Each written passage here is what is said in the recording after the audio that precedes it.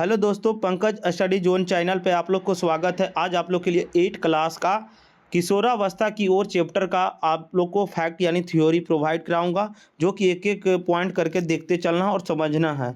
चलिए इसका objective video भी डाल देंगे साथ में। और उसके बाद अगला पॉइंट क्या कहता है, इसमें पॉइंट शुरू स्टार्टिंग क्या है कि किशोरावस्था जो है वो क्या है।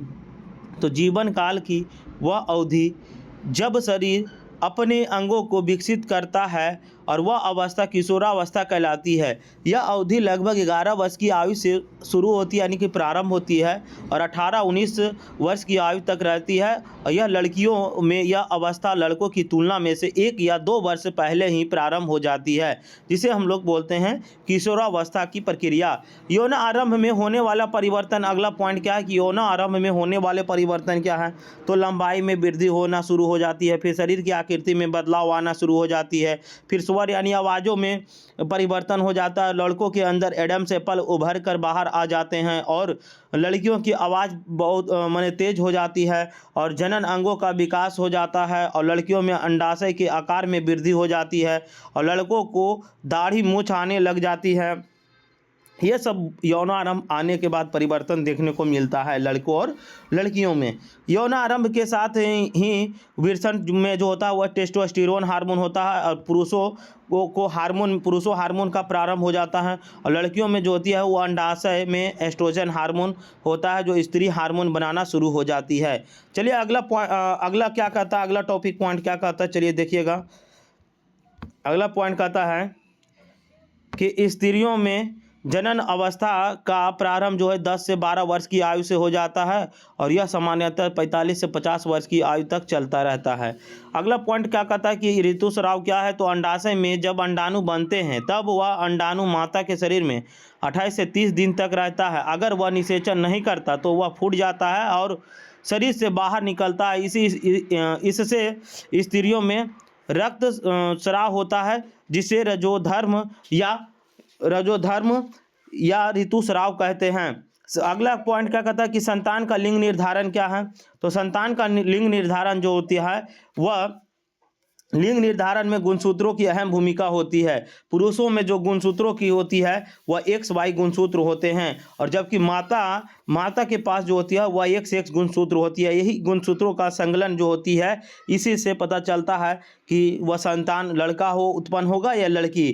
चलिए यहाँ से कहता है कि जब माता गुणसूत्र जो है वह पुरुष गुणसूत्रों से मिलते हैं, यानी कि जब शुक्राणु अंडाणु से मिलते हैं तो निषेचन कहते हैं। इस निषेचन के दौरान अगर पुरुषों का X गुणसूत्र माता के गुणसूत्रों से मिलता है तो लड़की होगी। माने पुरुषों का X गुणसूत्र और माता के X गुणसूत्रों से मिलता है तो क्या होता है, लड़की उत्पन्न होती है। और जबकि अगर पुरुषों का Y गुणसूत्र और X गुणसूत्रों से मिलता है तो उसका संतान जो होता है लड़का होगा। नीचे की फोटो में देखकर आप इसे समझ सकते हैं कि बेहतर तरीका समझाया गया हुआ है। तो बताइएगा आप लोग कि मानव शरीर में जो होता है मनुष्य में कितने जोड़े गुणसूत्र होते हैं। तो 23 जोड़े गुणसूत्र होते हैं। कितने जोड़े गुणसूत्र होते हैं, तो 23 जोड़े गुणसूत्र होते हैं। मनुष्य में संख्या पूछेगा तो 46 गुणसूत्र होंगे। बताना आप लोग को मनुष्यों में जो होता है मनुष्य यानी कि नर में जो होता है, यानी नर में जो विरसन भाग में शुक्राणुओं का उत्पन्न होना, यानी कि उसमें जो होता है वह शुक्राणुओं में कौन सा गुणसूत्र होता है, तो XY गुणसूत्र होता है। कौन सा होता है, XY यहाँ लिखा हुआ है। XY आपका XY कहाँ लिखा हुआ है, XY इधर है आपका XY गुणसूत्र। उसके बाद में आपका लड़कियों में जो गुणसूत्र होता है वह लड़कियों में जो होता है XX गुणसूत्र होता है, लड़कों में XY होता है। अंडाणु पूछेगा तो अंडाणु जो है मादा जनन तंत्र का अंग है, उसमें XX गुणसूत्र होंगे, और शुक्राणु में पूछेंगे तो YXY गुणसूत्र होंगे।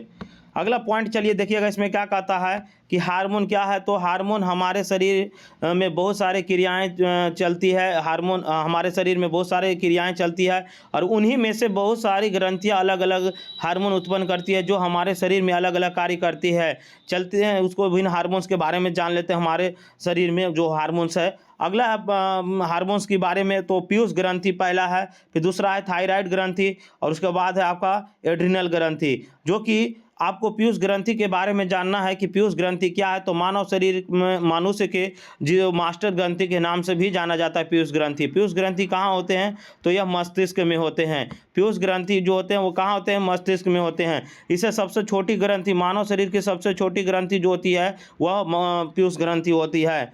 यह जो होता है यह लंबाई और वृद्धि को लंबाई या वृद्धि को ज़्यादातर या बढ़ा देता है या तो फिर नहीं बढ़ने देता है। पीयूष ग्रंथि का कार्य है जो कि हमारे मस्तिष्क में, मनुष्य के मस्तिष्क में उपस्थित है। दूसरा पॉइंट अगला देखिएगा क्या कहता है कि दूसरा पॉइंट कहता है क्या कि थायराइड ग्रंथि क्या है, तो थायराइड ग्रंथि जो होता है वह गले में होती है, गले में, हमारे गले में पाई जाती है। इसका आवाज़ जो है काम करना, संतुलन बना के रखना, काम करने का।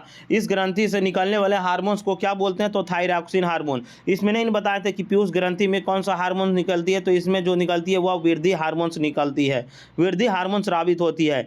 जो अगला पॉइंट है थायराइड ग्रंथि के बारे में बता रहे थे, थायराइड ग्रंथि से कौन सा हार्मोन स्रावित होती है, तो थायरॉक्सिन हार्मोन स्रावित होती है। अगला इसमें थायरॉक्सिन हार्मोन जो स्रावित होती है, इसकी कमी से जो होता है वह ग्वाइटर नामक रोग हो जाती है, जिसे घेंगा रोग के नाम से भी जाना जाता है।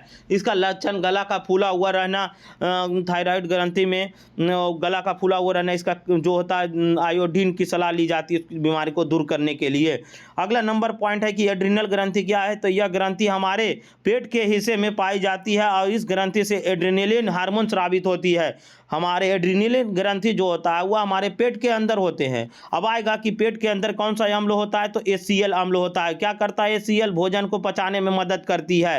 अमाशय, अगर पूछेगा कि अमाशय किसका भाग है, तो अमाशय भी जो है पेट का अंदर का ही भाग है। उसमें अमाशय क्या करता है, भोजन को 4 से 5 घंटा लगभग भोजन को स्टोर करके रखा हुआ रहता है। भोजन को स्टोर करना, अम्लीय और अम्लीय प्रकृति का भोजन बनाने का काम अमाशय में ही होता है। अगला पॉइंट चलिए देखिएगा क्या कहता है कि अग्नाशय, अग्नाशय क्या है, तो यह हार्मोन भी हमारे पेट के हिस्से में पाया जाता है। इससे इंसुलिन नामक हार्मोन उत्पन्न होती है जो हमारे शरीर में खाने को पचाने में सहायक होता है, इंसुलिन हार्मोन। इसकी वजह से डायबिटीज नामक बीमारी हो जाती है। इंसुलिन के कमी से कौन सा बीमारी होती है, इंसुलिन हार्मोन की कमी से, तो मधुमेह रोग, जिसे हम लोग डायबिटीज इंग्लिश में बोलते हैं, मधुमेह रोग यानी कि चिनिया रोग। अग्नाशय क्या है, तो मानव शरीर के सबसे बड़ी दूसरी ग्रंथि अग्नाशय होती है। अग्नाशय भी कहाँ होती है, तो हमारे पेट के अंदर के हिस्से का भाग है। 5वां पॉइंट है अंडाशय क्या, तो यह स्त्री संबंधी अंग है। इससे एस्ट्रोजन हार्मोन जो होता है वह स्रावित होती है। विरसन का काम क्या है, विरसन यह पुरुष में संबंधी अंग है और इससे जो होता है वह टेस्टोस्टेरोन हार्मोन उत्पन्न होती है।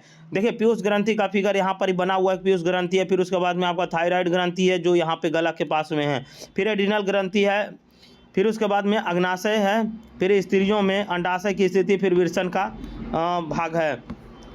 अगला पॉइंट है आप लोग को कि कीट और मेढक के अंदर कयांतरण होता है और कयांतरण का मतलब यह होता है कि लार्वा से व्यक्त बनने के परिवर्तन, इसके दौरान कीट और कीट हार्मोन उत्पन्न होते हैं। किशोर की पोषण आवश्यकताएं क्या है, तो हमारे बहुत सारे कोशिकाएं से मिलकर बना होता है और हर कोशिका अलग अलग कार्य करती है और किशोरावस्था के दौरान शरीर के तेजी से वृद्धि होती है। इस वृद्धि में शरीर को एक अच्छे आहार की जरूरत होती है जिसे हम संतुलित आहार कहते हैं। संतुलित आहार में प्रोटीन, कार्बोहाइड्रेट, वसा, विटामिन व खनिज का पर्याप्त मात्रा में समावेश जरूरी है। दूध अपने आप में एक संतुलित आहार है। इस दौरान हमें एक अच्छे आहार के साथ साथ शारीरिक व्यायाम भी ज़रूरत पड़ती है और ताकि शरीर के सभी अंग सही से काम करते रहे।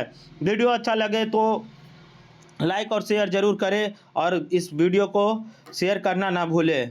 धन्यवाद।